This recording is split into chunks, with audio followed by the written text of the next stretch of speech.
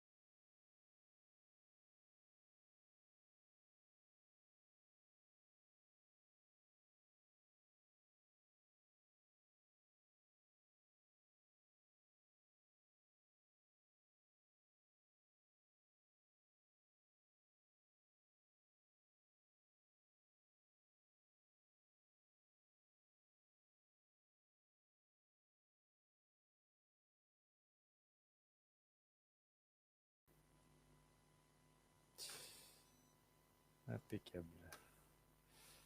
Bonjour à toutes et à tous, à ceux qui sont avec nous. Donc, voilà. Voilà. On se met en place.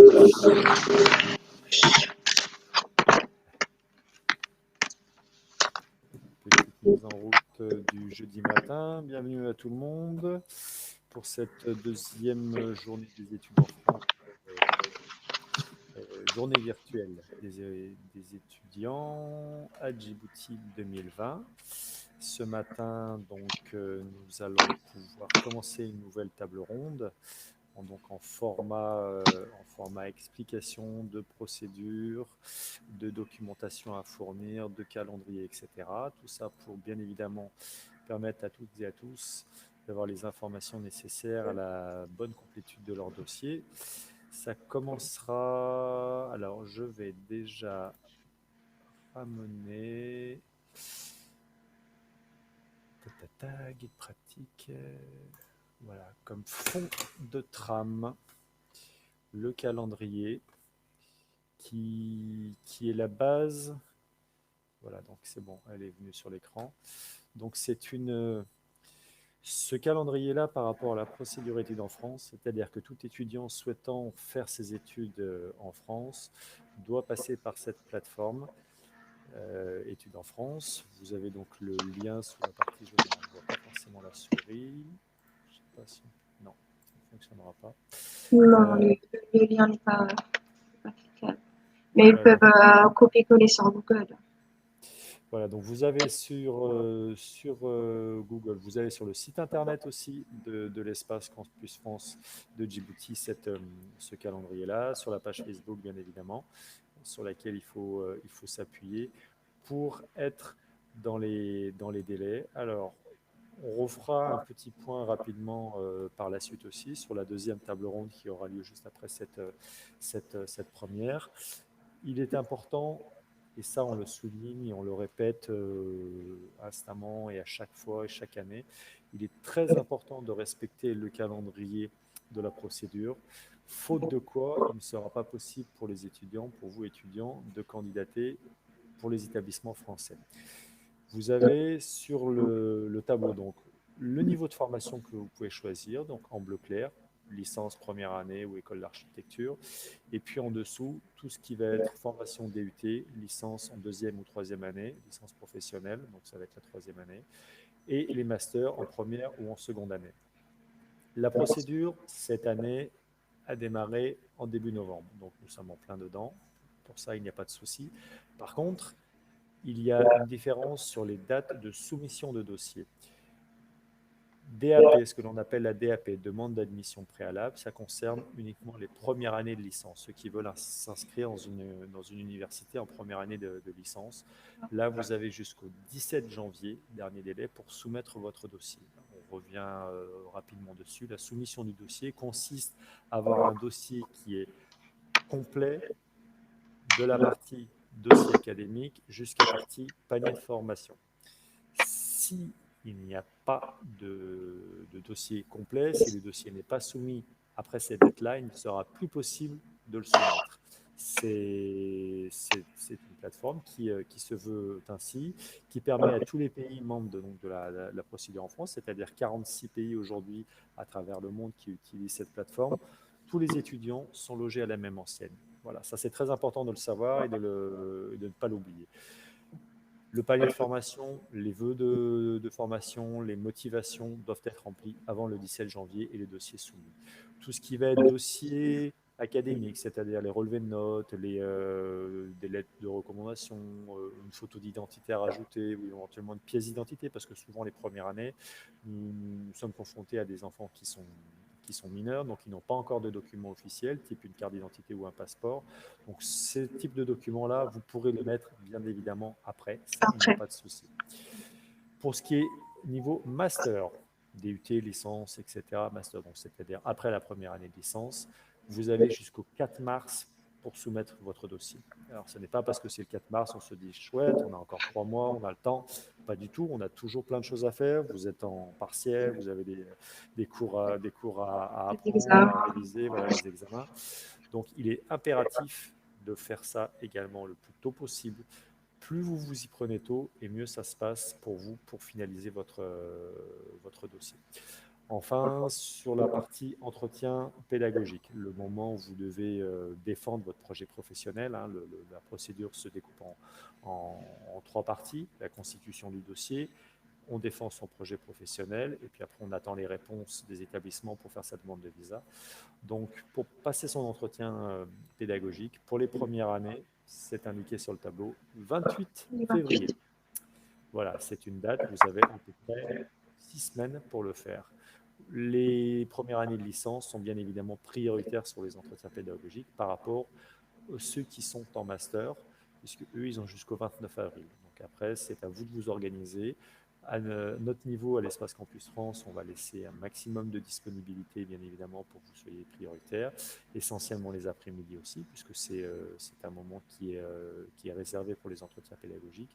Donc n'hésitez pas, faites-le le plus tôt possible. Comme on nous l'a déjà expliqué aussi, plus vous faites votre procédure rapidement, donc vous êtes dans les premiers, et donc forcément la visibilité sur votre dossier est bien évidemment plus importante.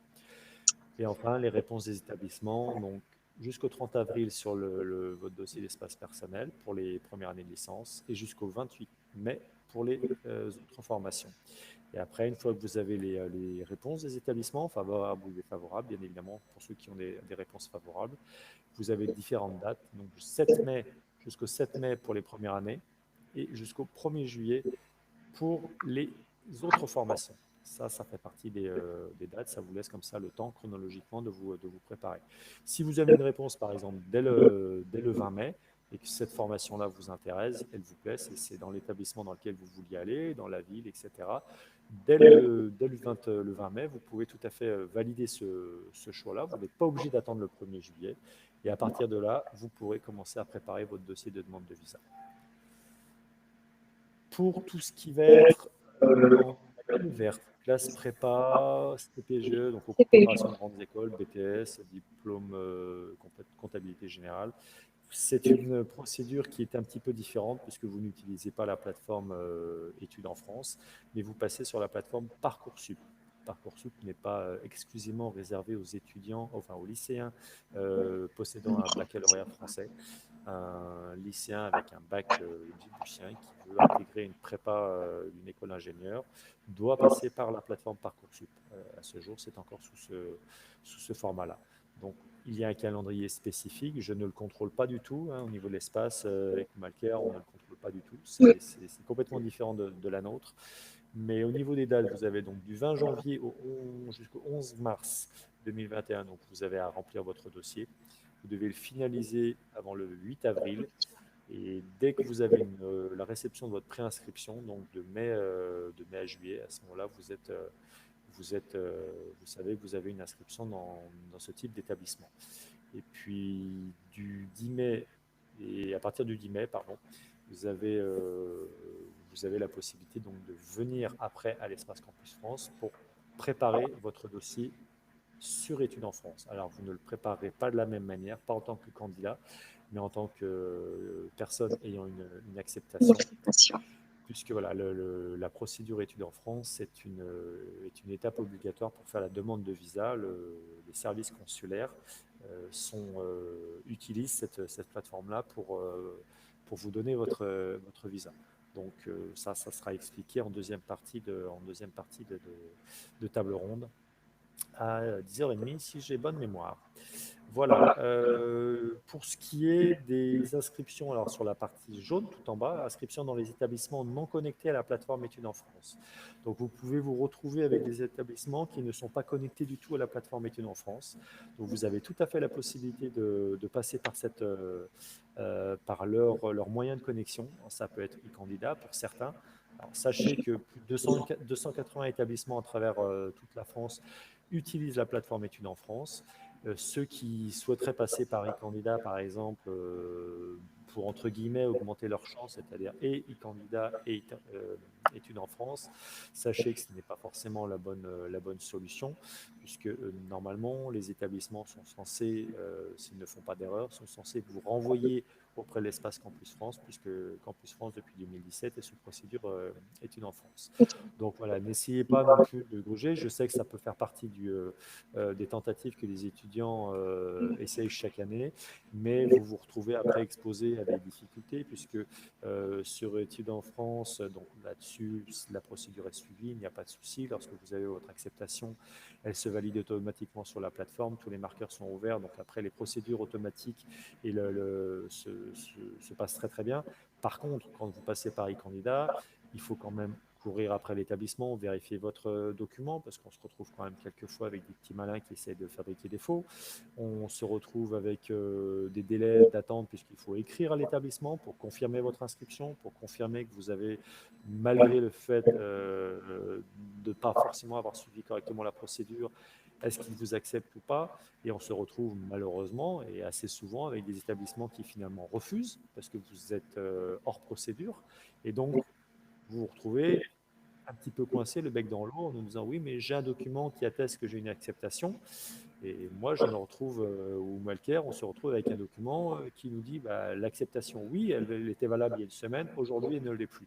Donc vous restez coincé sur une date antérieure et nous, on se retrouve avec un processus qui est coincé, puisque si on envoie votre dossier en l'état, avec le mail qui confirme que vous êtes refusé, au niveau du consulat, vous serez tout simplement refusé. Voilà. Nous allons faire une petite parenthèse par rapport aux documents qui pourront vous être demandés lors de la complétude de votre dossier. Certains établissements, tout ce qui va être surtout au niveau littérature, sciences humaines, sociales, etc., droit, peuvent vous demander un certificat ou un test de connaissance en français. Alors même si Djibouti a le français en langue officielle partagée avec l'arabe, mais il faut savoir que les établissements sont indépendants, ils sont souverains dans leurs décisions et ils sont tout à fait autorisés à vous demander des documents complémentaires par rapport à la constitution de votre dossier. Donc sur la partie reconnaissance, évaluation de votre niveau de français, ce n'est pas la note du baccalauréat qui justifiera si vous avez un niveau A1, A2, B1, B2 ou même C1. Mais plutôt un test de langue qui atteste votre niveau de langue au niveau CSA. Voilà, donc nous allons passer pour cette partie-là, la parole donc à Madame Camille Mercier, qui est la responsable des cours de langue TCF DALF, qui normalement elle est dans le coin, dans les parages. Si elle, Si, elle est là. voilà. Alors Camille, est-ce que tu nous entends pour sa petite présentation?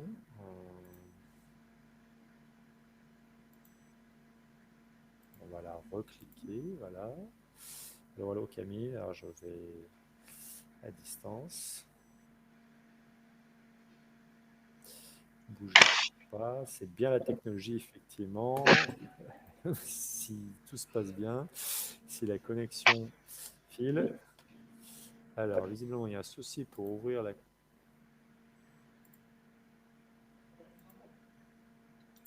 Alors on va faire appel au service informatique. 2 petites secondes.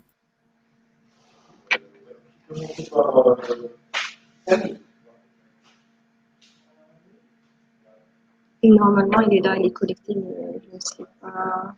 Peut-être il n'a pas allumé son micro ou sa caméra.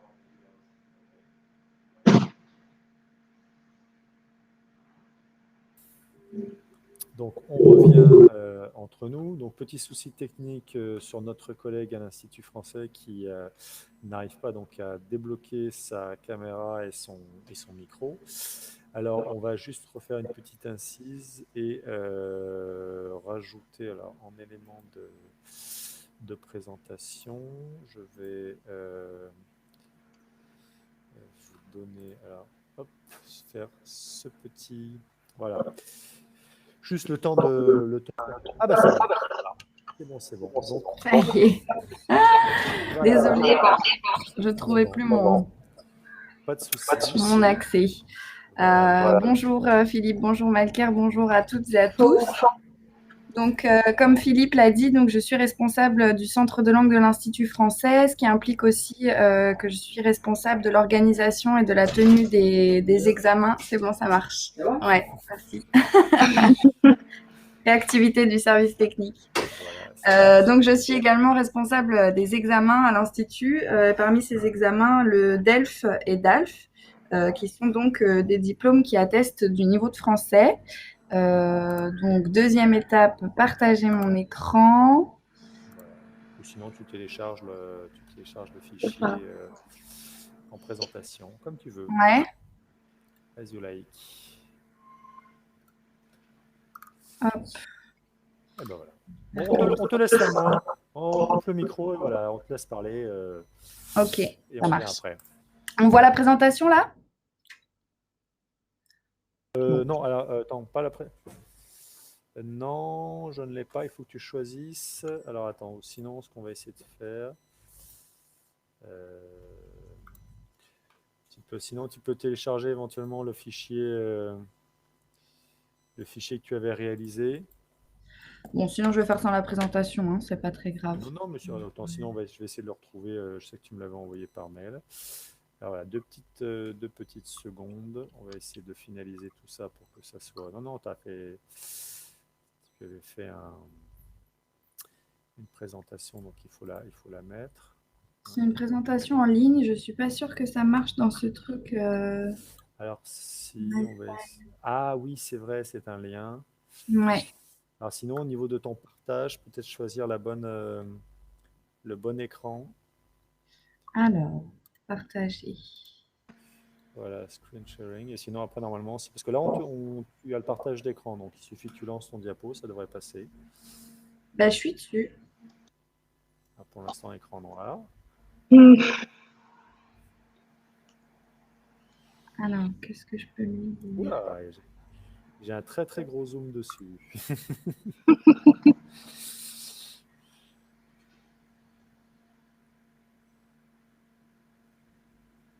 Toujours pas là? Non.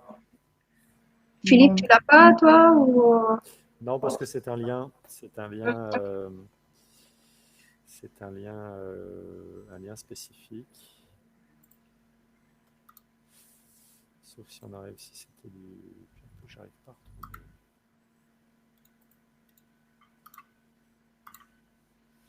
On regarde en même temps.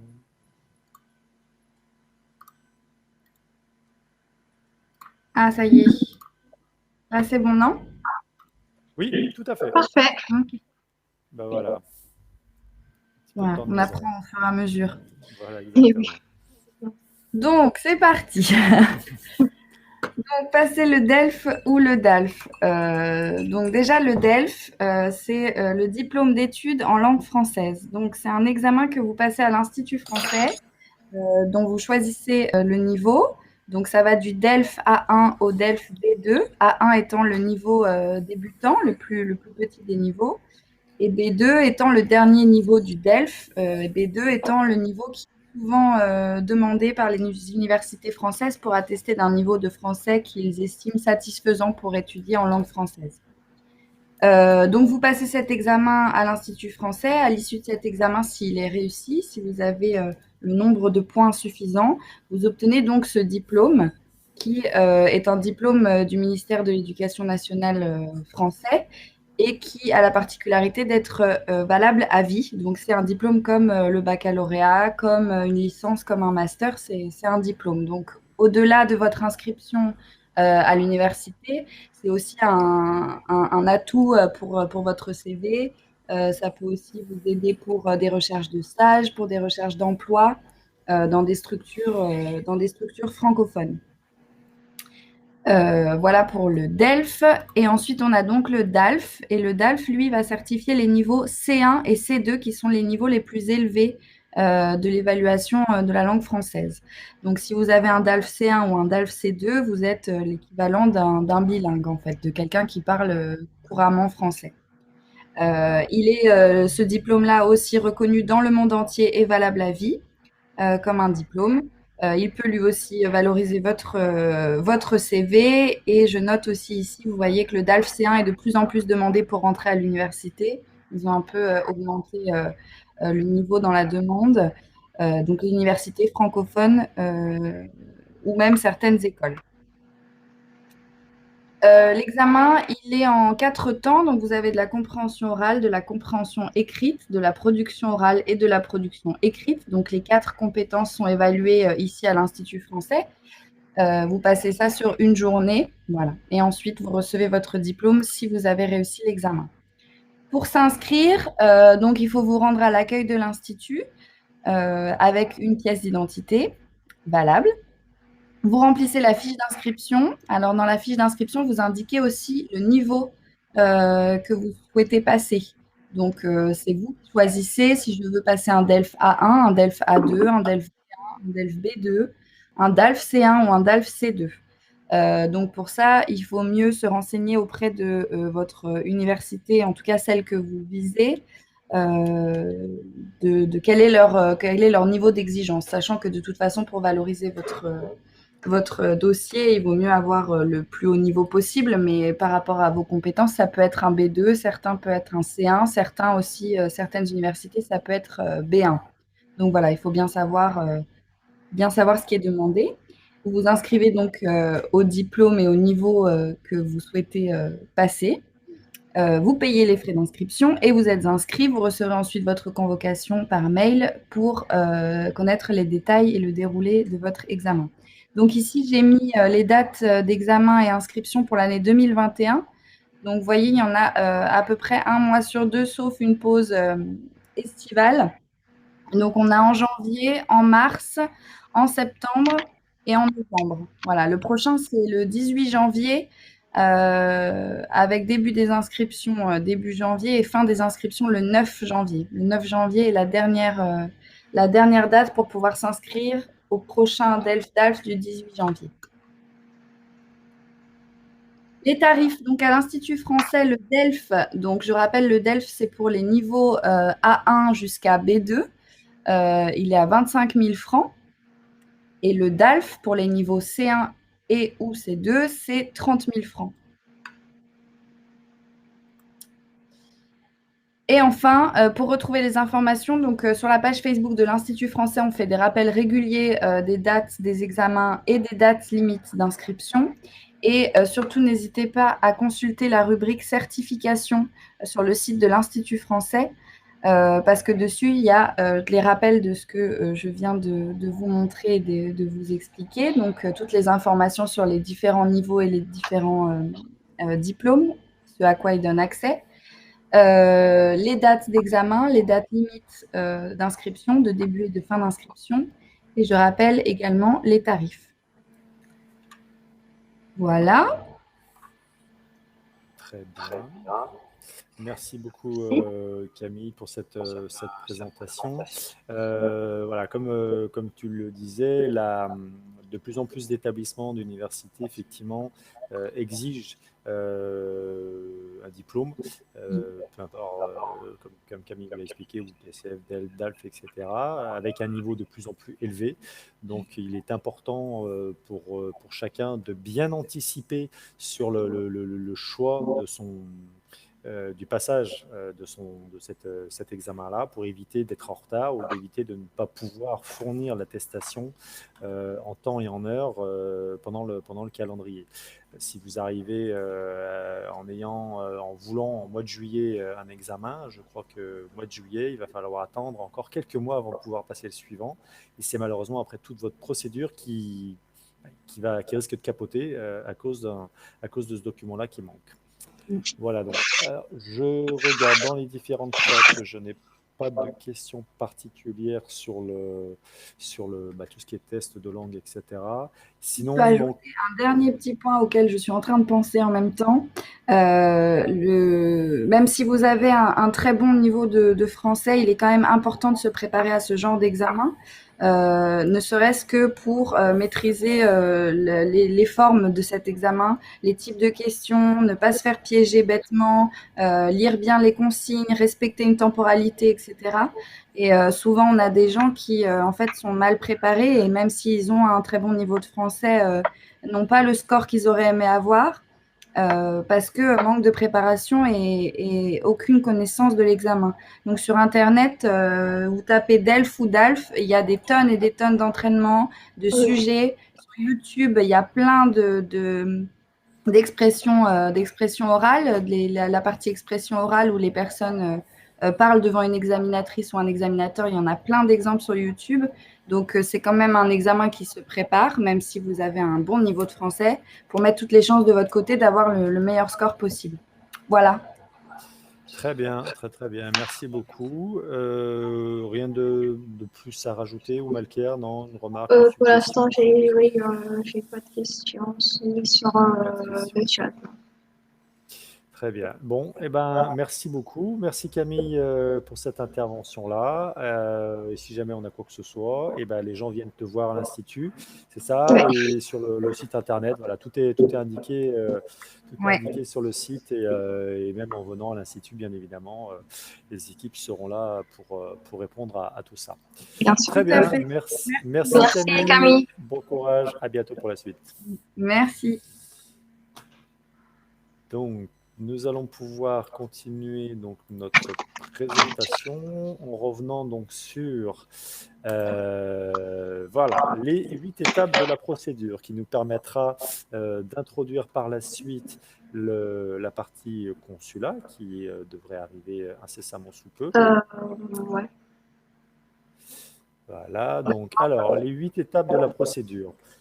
Je ne vais pas dire que c'est compliqué, mais voilà, il y a un certain nombre de choses à faire en temps et en heure, à respecter pour que le dossier soit réalisé de la meilleure manière qu'il soit.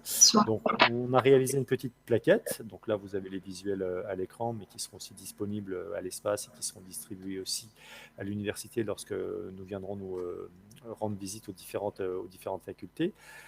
La deuxième page, alors qui va être plutôt ce qui vous intéresse, celle-ci. Voilà. On va juste prendre le temps de détailler étape par étape ce qu'il y a à faire. Le premier point, donc en haut à gauche, définissez votre projet. Lorsque un étudiant souhaite partir à l'étranger, je ne parle pas forcément de la France, mais souhaite partir faire des études à l'étranger ou même à Djibouti, hein, quelqu'un qui vient d'avoir son baccalauréat et qui souhaite partir à l'étranger, doit d'abord définir un projet d'études. C'est pas je me réveille un matin, j'ai envie de faire ingénieur, j'ai envie de faire médecin, j'ai envie de faire pilote ou j'ai envie de faire quoi que ce soit. Il y a quand même à réfléchir un minimum sur le diplôme que vous voulez choisir, qui va vous permettre d'effectuer, enfin d'avoir un métier, d'exercer un métier. Et donc, de ce diplôme-là va découler bien évidemment un établissement qui le propose et par la force des choses, la ville dans laquelle cet établissement se trouve. Donc, ça vous donnera des informations, où est-ce que vous allez pouvoir vous loger, etc. Et quelqu'un qui a envie de partir en France peut très bien avoir de la famille dans une ville ou des amis qui pourraient l'accueillir. Alors, ça peut être à Grenoble, ça peut être à Lyon, ça peut être à Paris, à Nantes ou à Strasbourg. Donc, ça va être aussi pour vous un moyen déjà de vous préorienter, mais ce n'est pas l'essentiel. C'est-à-dire on ne va pas à Strasbourg parce qu'il y a des amis ou parce qu'il y a de la famille. Justement. La problématique, c'est vraiment de réfléchir sur ce que vous avez envie de faire comme métier et donc quel diplôme vous avez besoin pour les réaliser. Quand vous avez à peu près ce schéma en tête, vous avez réfléchi là-dessus. Alors, c'est à discuter en famille, bien évidemment, avec vos proches, les parents, les frères et sœurs, si vous avez des grands frères, des grandes sœurs ou des cousins, qui vont pouvoir vous donner déjà des pistes, et puis vous-même par rapport à votre propre envie, peut-être une passion que vous avez déjà cultivée depuis un moment, vous allez pouvoir avoir déjà des axes de réflexion et des pistes de recherche. Pour la suite, donc une fois que vous avez à peu près ça en tête, vous allez passer sur l'étape donc plus administrative qui va être de créer un compte sur la plateforme Études en France. Donc ça, c'est la partie 2, créer votre compte avec une plateforme qui est accessible à l'adresse qui est donc à côté de la petite ampoule là qui brille, donc https://pastel.diplomatie.gouv.fr/études en France. Alors sur n'importe quel moteur de recherche, vous tapez études en France, vous allez pouvoir atterrir sur la page d'accueil de la plateforme sur laquelle vous allez pouvoir créer un compte. Donc déjà sur cette page d'accueil, vous avez une mine d'informations, un premier message qui va vous donner tous les conseils pour la première utilisation, comment créer votre compte, comment le compléter avec vos informations personnelles, votre parcours et votre panier de formation, donc, qui est indiqué sur le troisième paragraphe, 7 choix maximum. Prenez le temps d'avoir vos documents avec vous, ça ne sert à rien d'activer un compte, puis après de l'oublier, d'essayer de revenir par-dessus, etc. Donc essayez d'avoir déjà un minimum de documents, au moins une pièce d'identité, une photo, votre adresse mail, une adresse mail valide, et essayez d'avoir la vôtre aussi. Hein. Le but n'est pas de partager l'adresse familiale ou l'adresse de papa-maman, puisque vous allez quand même avoir besoin de vous connecter après régulièrement sur votre compte, de recevoir aussi des messages sur cette boîte Et il mail. faut consulter régulièrement votre boîte mail, hein, parce que les étudiants, ils utilisent une boîte mail ils oublient même apparaître sur le lien d'activation. Enfin, c'est normal parce que vous n'avez pas, ils ont attendu très très longtemps. Et normalement, ils ne doivent pas attendre 2 jours en fait. Après 2 jours, le lien il sera pas valide. Voilà, donc ça fait partie des petites choses qu'il faut avoir aussi en tête, c'est-à-dire d'être vraiment actif et d'être vraiment sur son compte. C'est-à-dire c'est pas quelque chose que l'on crée et puis qu'on oublie pendant 6 mois, etc. Non, à partir du moment où on a envie de faire des études à l'étranger, de faire des études en France, il faut vraiment être sur sa procédure, réfléchir régulièrement et être régulièrement et sur son compte et sur sa boîte mail. Lorsque vous allez compléter votre dossier, vous allez pouvoir le soumettre et régulariser payer les frais de dossier. Ce que l'on appelle soumettre le dossier, c'est-à-dire qu'une fois que vous avez rempli les différents champs de la plateforme, alors on le verra en deuxième partie sur la deuxième table ronde, pardon. Donc vous allez remplir une partie information personnelle, pièce d'identité, photo, le nom, prénom, adresse, etc. La partie académique, donc tous les relevés de notes qui vous seront demandés pour justifier d'un niveau académique, c'est-à-dire que vous allez vous présenter à l'université avec les relevés de notes pour montrer votre niveau académique. La troisième partie, ça sera ce qu'a expliqué Camille Mercier juste avant, le niveau linguistique. Donc vous allez devoir sur du déclaratif indiquer quel est votre niveau de langue, si vous avez un bon niveau de langue, si vous avez suivi vos cours en français. Alors c'est bien évidemment le cas de Djibouti, on n'est pas trop dans une situation problématique puisque c'est un pays où le français est enseigné à l'école, mais pas que la langue française en termes de français. Les mathématiques, votre professeur de mathématiques ou votre professeur de sport vous parle en français. Donc ça, c'est un point qui est important et qu'il faudra indiquer dans la plateforme. Et enfin, la dernière partie, c'est le panier de formation. Là, ce sont vos 7 vœux, donc les 7 formations que vous avez envie, sur lesquelles vous candidatez en règle générale, 7 villes différentes. Donc lorsque tout est complet, tous les marqueurs chez vous sont ouverts, vous allez pouvoir soumettre votre dossier. Quand le dossier est soumis, vous n'avez plus la possibilité de le modifier. Donc le dossier devient dossier soumis. Vous avez la possibilité après de venir à l'Institut, donc à l'espace Campus France, donc sur le petit chemin qui est juste derrière, qui est indiqué par des petites traces de pas en couleur sur le sol. Vous venez nous voir. Donc on voit avec vous effectivement quand ce qui va, ce qui ne va pas. Vous soumettez le dossier donc est soumis, vous le payez, et à ce moment-là, on a la quatrième partie, donc la correction et la validation du dossier. Corriger le dossier, bon, c'est comme quand on passe un examen, un contrôle. On peut avoir tout juste, 20 sur 20, c'est très bien, mais c'est rarement le cas, malheureusement, pour la plateforme. Il va vous manquer peut-être un document peut-être va être mal scanné, ou va être scanné à l'envers, ou la qualité ne sera pas bonne. Donc, on va vous suggérer, on va vous conseiller de modifier ces éléments-là. Le but étant pour vous de proposer un dossier d'une belle qualité, c'est-à-dire avec des documents qui soient clairs, qui soient lisibles, pour permettre à l'université, lorsqu'elle va recevoir votre dossier, d'avoir un dossier qui soit attrayant. Des documents qui sont scannés, brouillons, ou c'est gris, on ne voit pas les caractères, on n'arrive pas à lire les notes, on n'arrive pas à lire les commentaires, c'est malheureusement un dossier, vous avez, je ne peux pas vous donner un chiffre, mais bien évidemment, plus de chances de voir ce dossier recevoir un avis défavorable. Imaginez-vous les établissements en France, la personne qui va recevoir votre dossier, elle ne va pas recevoir que votre dossier, elle va en recevoir plusieurs. Donc Des elle a milliers. besoin, voilà, des milliers. Donc elle va avoir besoin quand même, pendant les quelques minutes qu'elle va consacrer à votre dossier, d'avoir le temps de pouvoir lire correctement tout ce qu'elle va pouvoir lire. Donc vos documents là-dessus doivent être vraiment très clairs, bien scannés, etc. Donc c'est là où nous intervenons à l'espace, donc pour justement vous demander, vous conseiller de reprendre vos scans. Alors vous avez aussi à disposition un parc informatique avec des scanners si vous n'avez pas la possibilité de le faire chez vous à l'extérieur. Ça vous permettra comme ça de faire les choses, tranquillement également ici. Et lorsque le dossier est validé, ça veut dire que tout est bon. La partie présentation, la partie académique, la partie langue et le panier de formation est correct. Donc c'est-à-dire que là, vous avez vraiment fait le plus gros.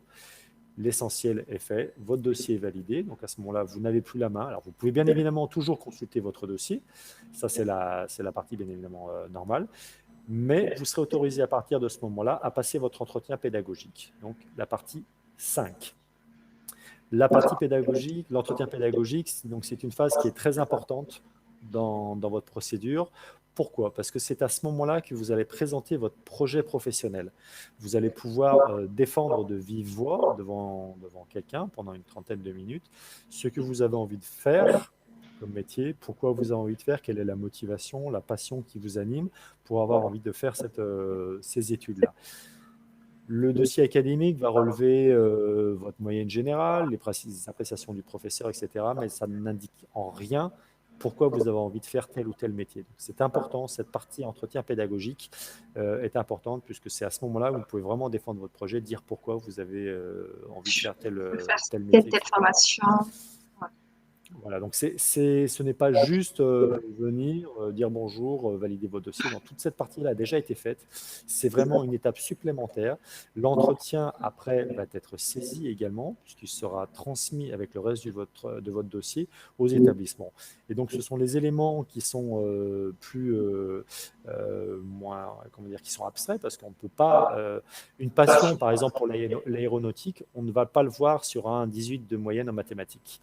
Par contre, lorsque vous l'expliquez à la personne qui vous fera passer votre entretien, que vous êtes passionné d'aéronautique, donc c'est pour ça que vous avez envie d'être pilote de ligne, voilà, là, ce sont des choses que l'on peut retranscrire. Pourquoi vous voulez être pilote? Parce que voilà, vous avez de la famille, un oncle, un cousin, ou que telle série télévisée, etc. Ou parce que vous avez fait du modélisme avec des avions, etc. Donc, toutes ces choses-là peuvent être légèrement indiquées sur votre curriculum vitae, mais c'est vraiment le moment approprié pour défendre votre projet professionnel. Donc, c'est pour ça que c'est important aussi de venir à l'heure à votre rendez-vous et surtout aussi d'avoir toujours avec vous les documents que vous avez utilisés pour compléter votre dossier. Donc, tous les documents originaux, les relevés de notes, pièces d'identité, etc. Ça, c'est quelque chose qui est vraiment important et qui se répète d'ailleurs à chaque précédente étape. Vous devez toujours avoir vos documents avec vous parce que vous n'avez pas forcément la possibilité, enfin, lorsque vous allez venir, soit ça sera ma collègue ou moi-même qui allons vous recevoir. Donc, il faut que vous ayez vos documents pour qu'on puisse à chaque fois vérifier que tout est bon. Voilà. Quand l'entretien pédagogique est fini, la dernière étape, c'est d'attendre déjà que les établissements valident ou non votre dossier. Donc là, le calendrier que l'on a vu avant l'indique. Alors, je déplace la caméra, mais je crois qu'à votre niveau, ça ne fonctionne pas. Donc, sur les choix définitifs en cas d'acceptation, donc là, effectivement, vous avez un calendrier qui est aussi relativement précis. Pour les premières années de licence, donc vous avez jusqu'au 7 mai pour valider, ah bah si ça a bougé, c'est bon, pour valider donc votre vœu sur les 3 vœux de licence que vous avez choisi. Un, si vous en avez un qui vous intéresse plus particulièrement, vous avez jusqu'au 7 mai pour le valider. Le but étant pour vous, à ce moment-là, de bloquer et de réserver votre place dans l'établissement. Si vous dépassez le 7 mai, votre place, malheureusement, n'est plus réservée et elle sera attribuée à quelqu'un d'autre. Donc, c'est très important, si vous avez une acceptation, et si cette acceptation, vous la choisissez, de le faire avant le 7 mai. Pour les autres formations, comme on a vu sur le calendrier avant, tout ce qui va être deuxième année, master, DUT, etc., c'est le 1er juillet, en cas d'acceptation par un établissement d'enseignement supérieur français. Vous avez jusqu'au 1er juillet pour valider ce vœu-là. Une fois que c'est validé, eh ben, on est bon. On va attaquer la dernière partie, c'est le visa. Donc, le dossier de visa, ça tombe très très bien. Donc, le consul est arrivé. Alors, Oumalkia, je vais te laisser faire la présentation 7 et 8. Et je vais accueillir comme ça.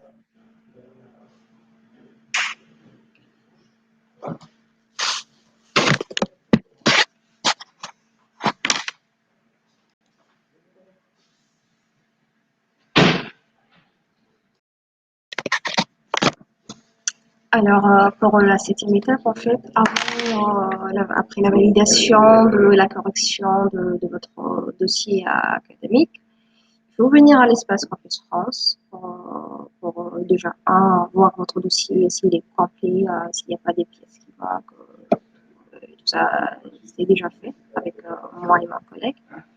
Et une fois que tout est validé, on vous envoie un mail. Dans ce mail, il y a un lien pour la prise des rendez-vous auprès du consulat parce qu'avant, tout ce qui est rendez-vous, etc., c'était au campus France de s'en charger. Maintenant, on vous donne un lien. Le lien, le mail, il est très, très détaillé. Il y a même le numéro du consulat en cas si vous avez besoin des questions concernant les pièces à fournir pour la demande de visa, les dates, etc. Vous trouverez dans le mail. Et c'est à vous de prendre un rendez-vous à votre guise, à votre convenance, choisir les créneaux qui vous conviennent. Et une fois que vous prenez le rendez-vous, même la liste de pièces à fournir, votre dossier, vous aurez besoin de votre dossier, tout ce que vous avez inséré sur la plateforme, en version copie originale pour chaque pièce, mais pas que. Les consulats peuvent vous demander d'autres pièces à fournir. Donc, pour cela, il faut les contacter, il faut voir sur leur site, voir avec eux. Et normalement, tout doit être le consulat. Pour les boursiers, vous bénéficiez d'un débit tarif sur les frais du visa étudiant. Bonjour. Et bah, ça tombe bien. Oui, bonjour.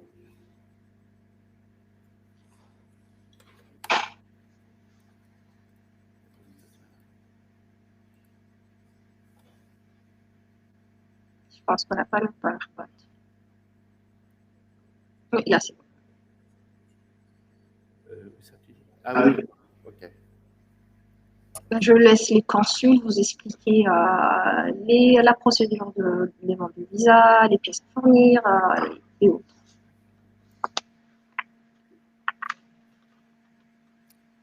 C'est à moi? Oui. Ah, parfait. On vous a en préambule les actions que vous avez à faire auprès de Campus France pour vous inscrire. D'abord sur la phase du dossier Campus France. Ensuite, lorsque ce dossier Campus France est réalisé, donc il conviendra de prendre un rendez-vous avec le service des visas de la section consulaire à Djibouti. Donc la section consulaire se trouve pas dans le même bâtiment que l'ambassade. Donc vous regardez sur le site internet et vous aurez tous les coordonnées. Alors la première chose à faire est de vous rendre sur un site. Donc c'est France Visa. Vous avez le lien, hein. Donc vous avez toutes les informations sur notre site internet. Vous créez un compte sur France Visa et vous remplissez votre demande en ligne. Donc c'est très simple. Donc ce formulaire, une fois qu'il est rempli, donc il faut bien remplir, bien remplir toutes les cases, hein. Ce formulaire, lorsqu'il est rempli, il devrait être accompagné de pièces justificatives. Donc, bien sûr, toute la partie diplôme, etc., donc aura déjà été contrôlée par Campus France. Nous, on ne s'occupe absolument pas du côté pédagogique du dossier.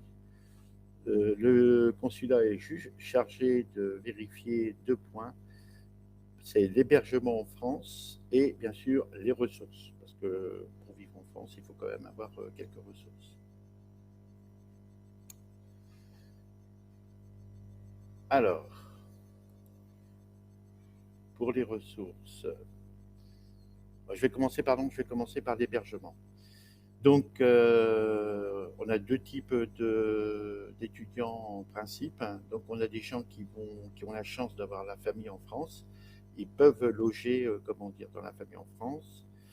Autrement, d'autres vont pouvoir bénéficier d'une disposition mise en place par le CRUS, d'accord, qui est le Centre régional des œuvres sociales pour les étudiants, ou d'autres qui vont louer eux-mêmes leur appartement, d'accord.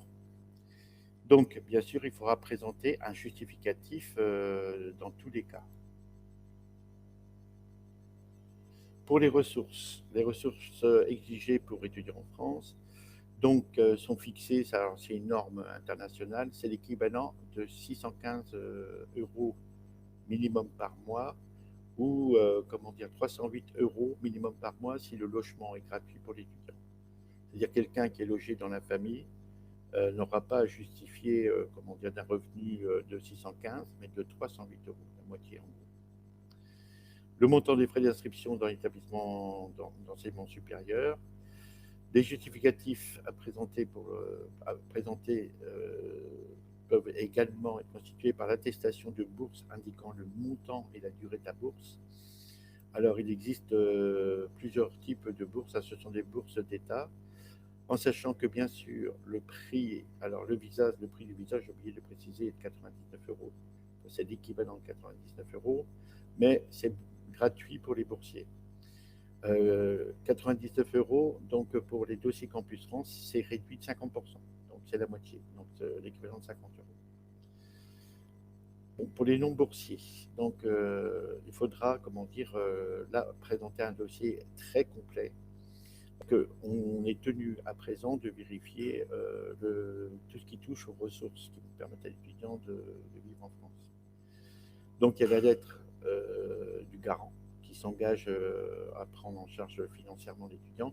En général, ce sont les parents qui écrivent un courrier et ils accompagnent le courrier avec tout un tas de justificatifs. Donc, c'est souvent des attestations qui sont remises par l'employeur. Ce sont des fiches de salaire et également des relevés de compte en banque.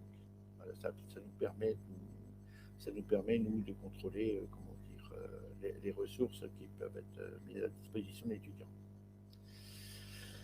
Un système qui a été mis en place il y a quelque temps, c'est l'attestation de virement irrévocable. Donc, c'est un virement bancaire permanent et irrévocable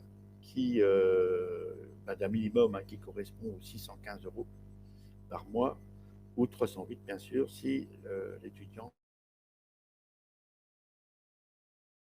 Si le garant financier réside en France, il faudra ajouter aussi tous les justificatifs le concernant, c'est-à-dire l'avis d'imposition et les parents, c'est-à-dire attestation d'emploi, plus comment dire, les fiches de salaire. Et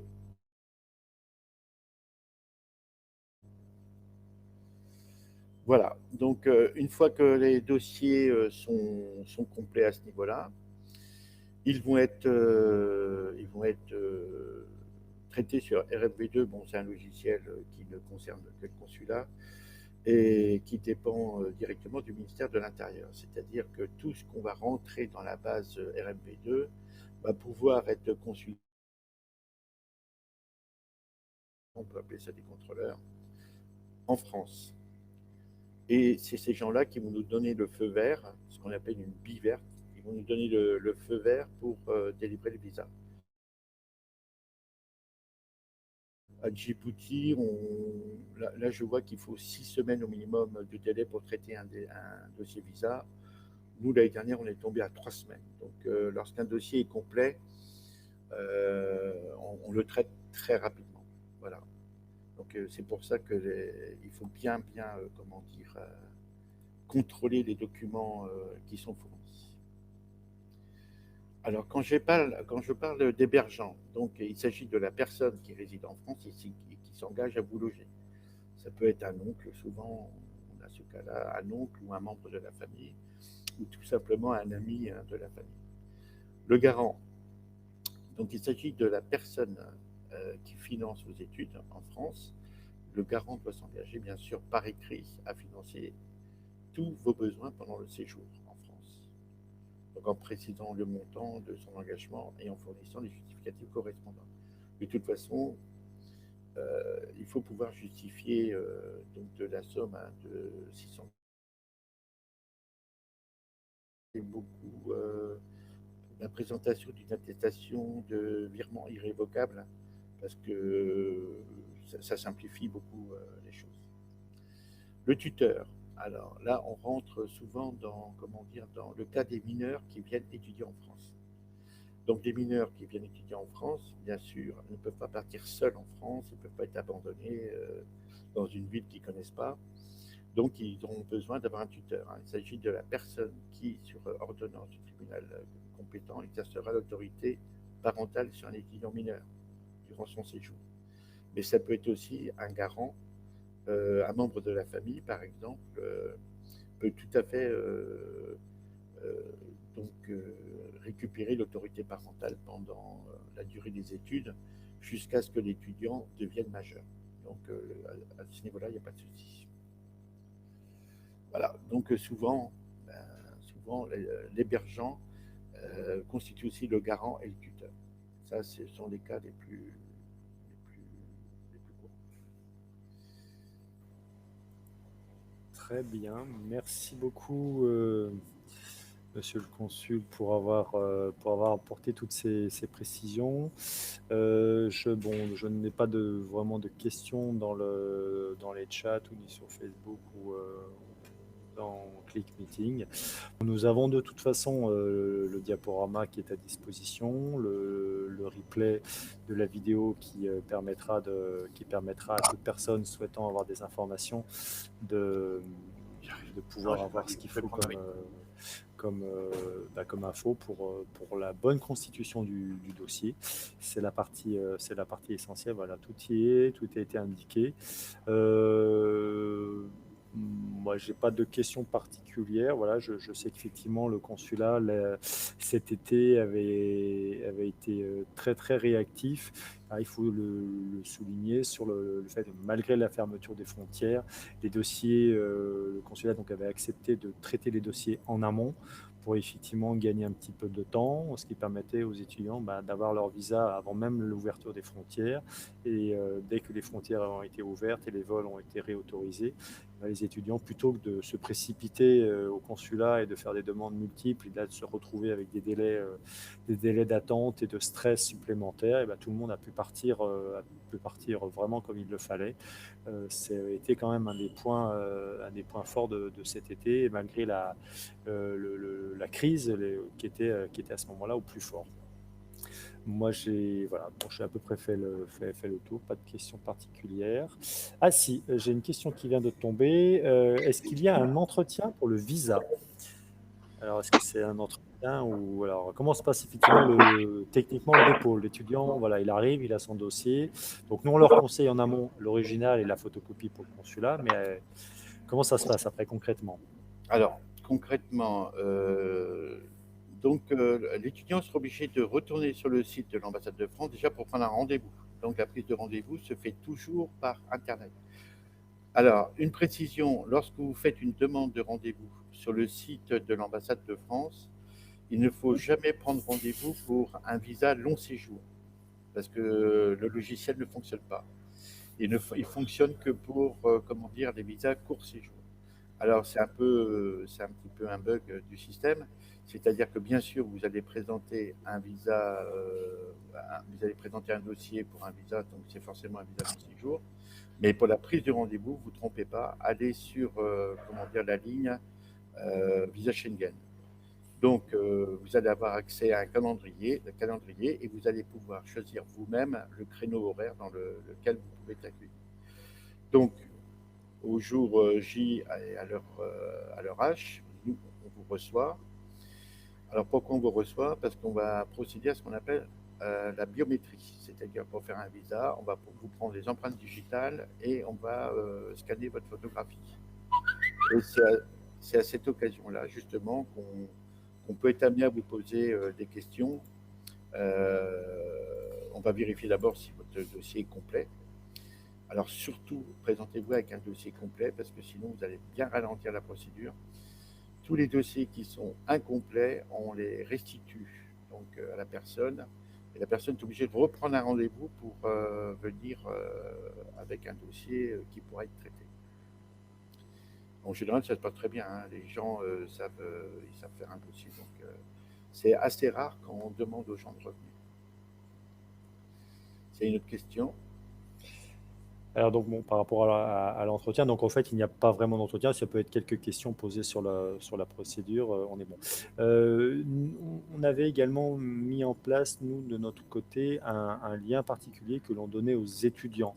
Donc est-ce que ce lien-là fonctionnera toujours l'année prochaine? C'était le lien qu'on donnait pour prendre rendez-vous justement sur Oui, la c'est plateforme. celui-là. Voilà, c'est celui-là. D'accord. Donc, effectivement, ça fait partie de la procédure. Pour pouvoir faire une demande de visa, il faut, quand le dossier est complet par rapport à la plateforme Études en France, effectivement, venir par l'espace. On valide le dossier. Il y a un document que l'on tamponne et que l'on signe, qui est l'accord préalable d'inscription, donc qui est l'accord dans votre établissement, qui est édité par la plateforme de façon électronique. Et lorsque ce dossier donc est complet, à ce moment-là, effectivement, vous pouvez prendre rendez-vous au consulat.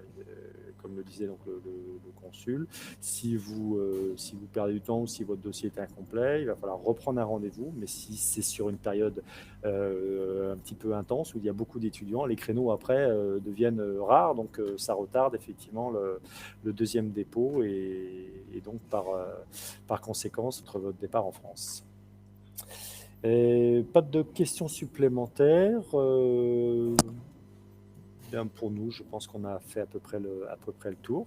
Merci, merci Pascal Leroux, donc d'être venu en renfort sur cet atelier de présentation qui permet vraiment d'expliquer simplement et donc PowerPoint à l'appui les différentes étapes pour la demande de visa, en espérant qu'effectivement les gens puissent avoir toutes les informations nécessaires et qu'il n'y ait pas de souci pour compléter les dossiers par la suite. Merci beaucoup et puis bonne continuation pour la suite. Et nous, on continue nos opérations. Allez, Merci bien. Au revoir.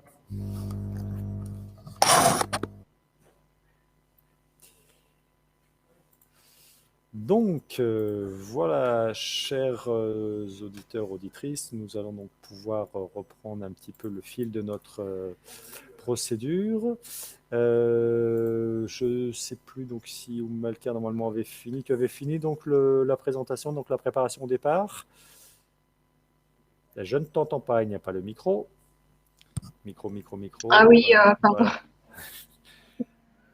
Si j'avais expliqué la septième et après il reste que la huitième étape pour préparation au départ.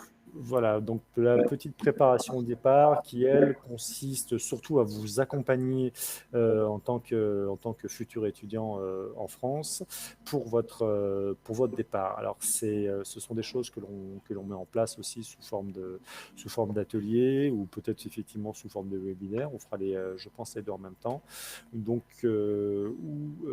différentes animations et modules vous seront proposés. Alors, ça sera disponible sur le planning de la page Facebook de l'Espace Campus France pour vous expliquer un petit peu en long, en large et en travers, puisqu'il y a souvent pas mal de choses à faire, tout ce qu'il faut faire pour bien préparer votre départ. Donc, on reviendra bien évidemment sur le dossier du visa, puisqu'il y a toujours des questions, même si on donne toutes les informations. Ici, l'intervention du consul à l'instant a été claire et limpide.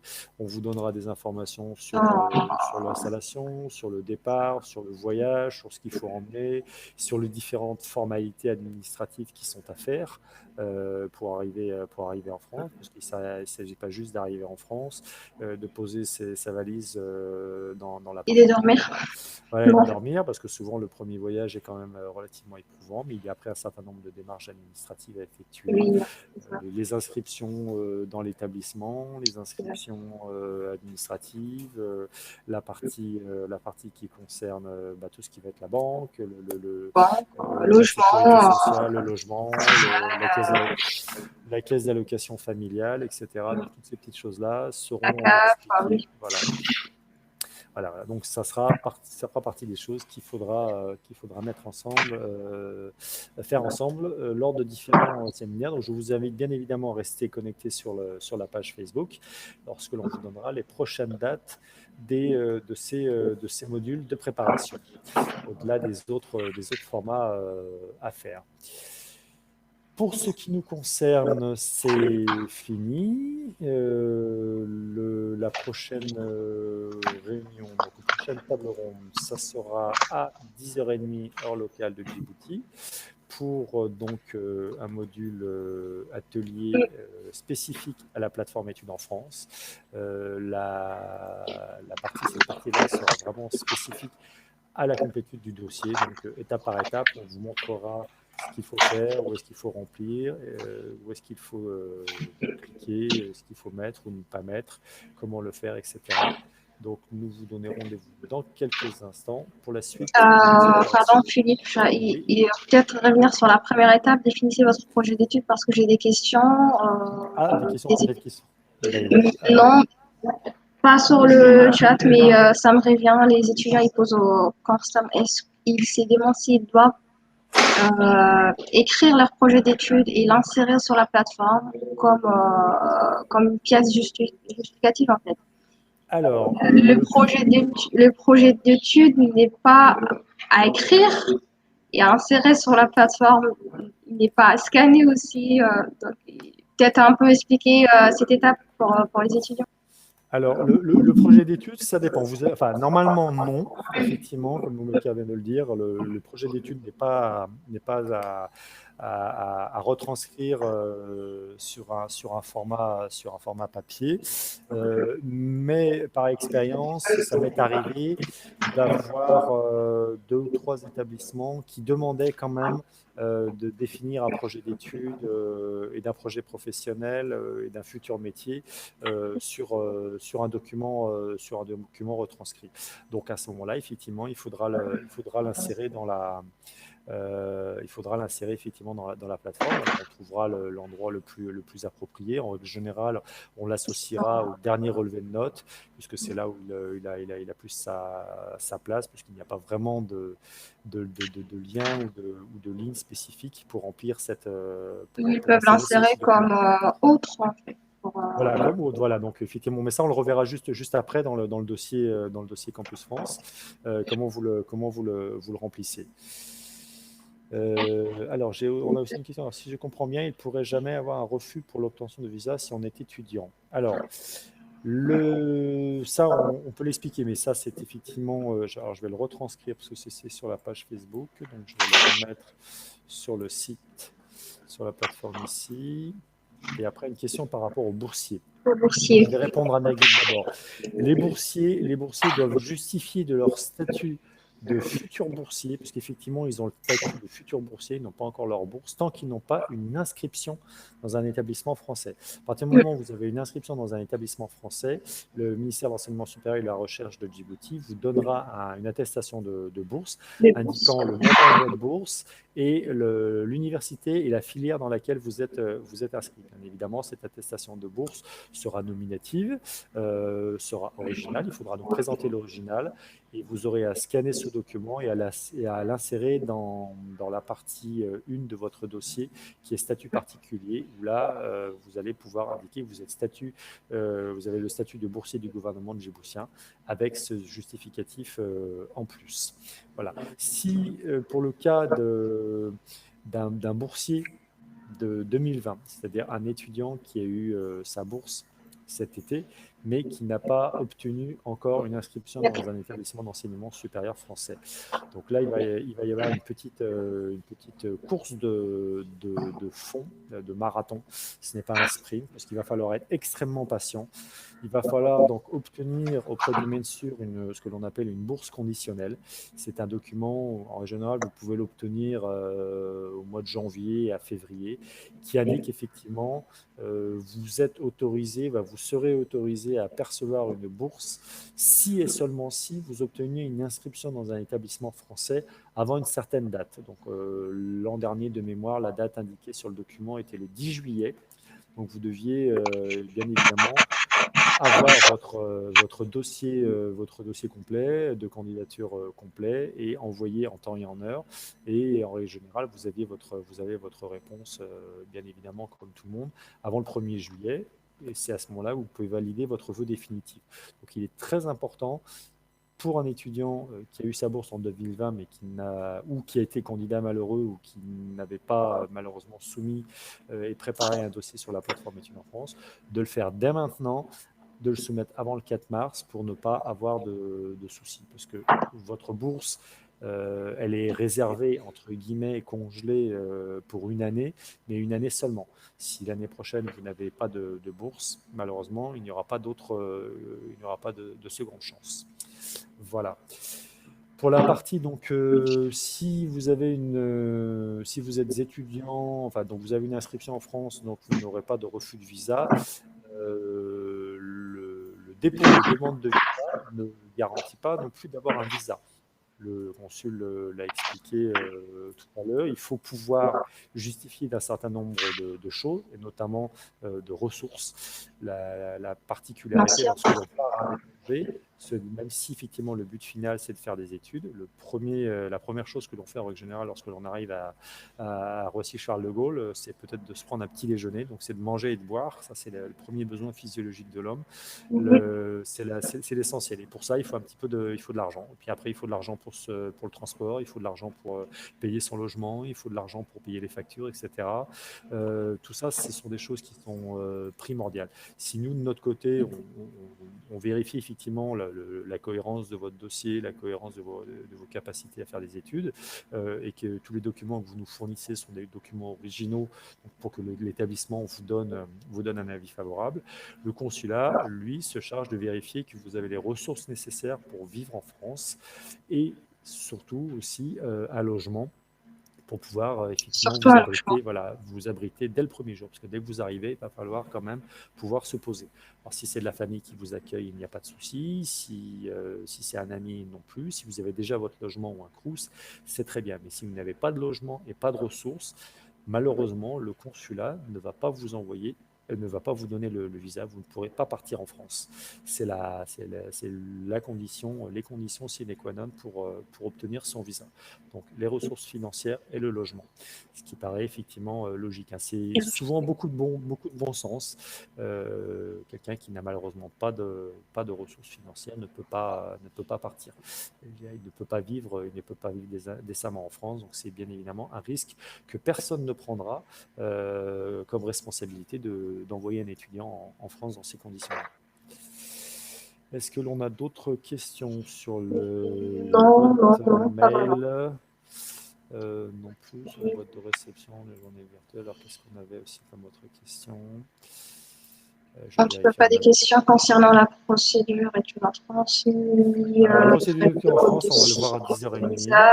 Donc, non. Voilà, non. On a à peu près fait le tour. Très bien.